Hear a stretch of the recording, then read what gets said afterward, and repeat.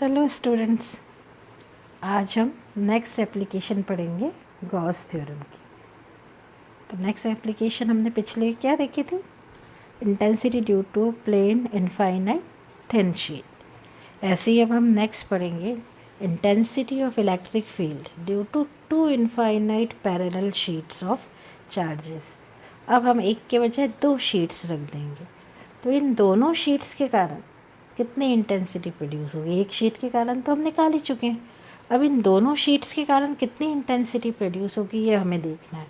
तो हमने दोनों जो शीट्स ली, consider A and B the two sheets of same area and same charges are given to these sheets.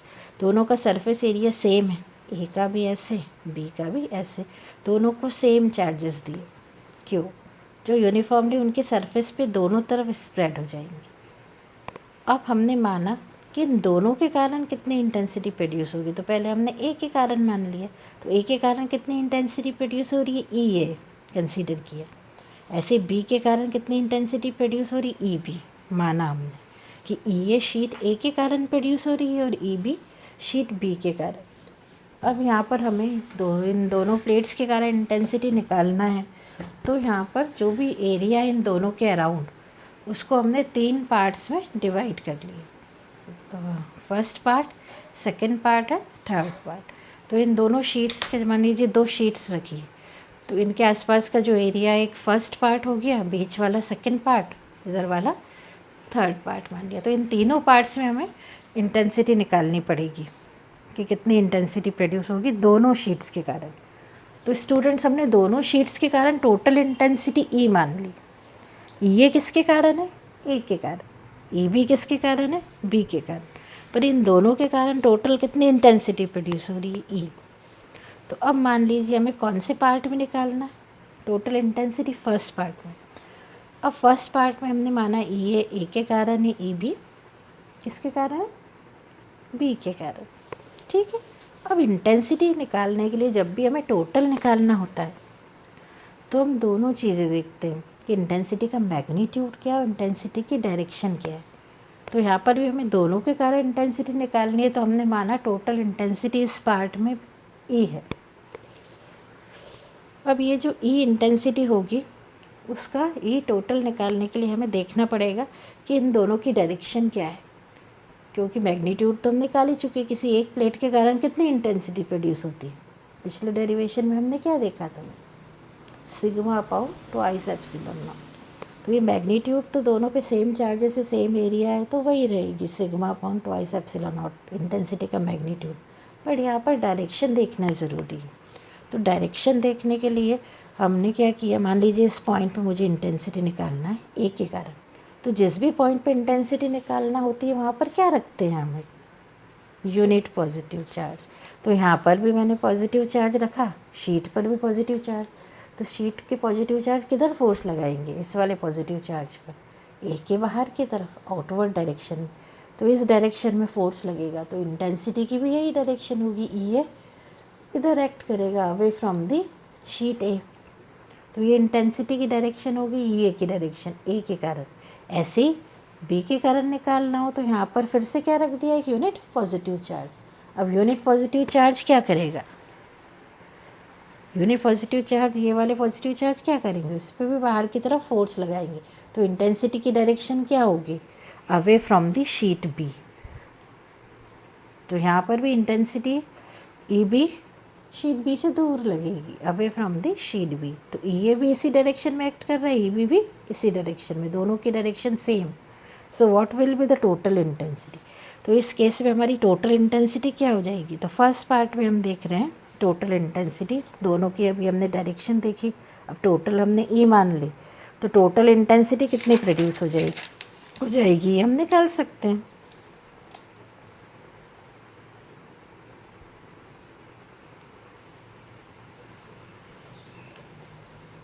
तो अब ये किसके बराबर होगा मैग्नीट्यूड में? वही same sigma upon twice epsilon not. E भी sigma upon twice epsilon not. तो रिजल्ट दोनों की डायरेक्शन सेम, तो रिजल्ट क्या हो जाएगा? दोनों का सम, ई ए प्लस ई बी। तो E A sigma upon twice epsilon not, E B भी sigma upon twice epsilon not. तो twice sigma upon twice epsilon not, तो 2 से 2 कैंसिल। तो हमारी इंटेंसिटी कितनी हो गई फर्स्ट पार्ट में, सिग्मा अपॉन एप्सिलॉन नॉट। तो हमारे फर्स्ट पार्ट में इंटेंसिटी आ गई। ऐसे ही हम किस में निकाल सकते हैं, सेकेंड में। तो मैग्नीट्यूड ई और ई बी का तो सेम रहेगा। अब सेकेंड पार्ट में डायरेक्शन क्या होगी वो देखेंगे। तो देखिए डायरेक्शन देखने के लिए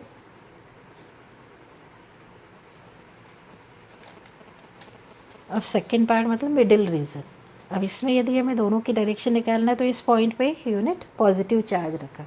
अब ई की डायरेक्शन निकालना है तो इस शीट पे कौन से चार्ज है, पॉजिटिव, यहाँ पर भी पॉजिटिव। तो ये किधर फोर्स लगाएगा, बी की तरफ।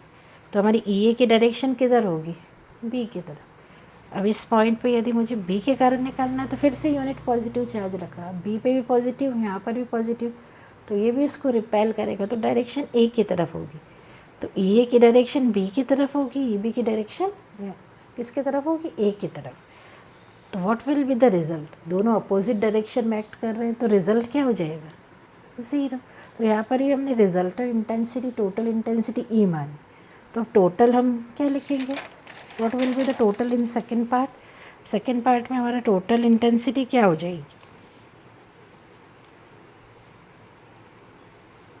तो वही देखेंगे हम, E A equals to E A minus E B. दोनों अपोजिट डायरेक्शन में एक्ट कर रहे हैं तो सब्ट्रैक्ट करेंगे इसको। तो ई ए कितने किसके बराबर, sigma upon twice epsilon not, E B sigma upon twice epsilon not, दोनों कैंसिल हो जाएंगे। तो बचा क्या, 0। तो इंटेंसिटी किसके बराबर हो जाएगी हमारी, 0। तो मिडिल रीजन में या सेकेंड पार्ट में हमारी इंटेंसिटी 0 होगी। अब हमें किस में निकालना है, थर्ड पार्ट में। तो फिर मैग्नीट्यूड तो हमें पता है, फिर हम डायरेक्शन देखेंगे थर्ड पार्ट में इंटेंसिटी निकालने के लिए।